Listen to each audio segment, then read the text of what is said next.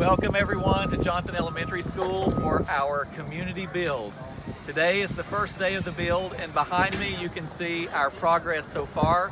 Just a few short hours ago, this was a completely flat surface, and now we are beginning to go vertical thanks to the many volunteers that showed up this morning. We had about 60 volunteers that showed up at the crack of dawn to help us in this cold weather. We're very grateful for that support.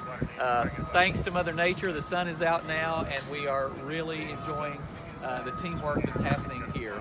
So if you're interested in coming out to help us, you can do that very easily by going to our website, castleofkingsport.com, and registering for a 4-hour shift, or just simply show up here at the build site. The start times of each shift are 8 o'clock, 12:30, and 5 o'clock. So if one of those times work for you, just show up, we'll get you signed in.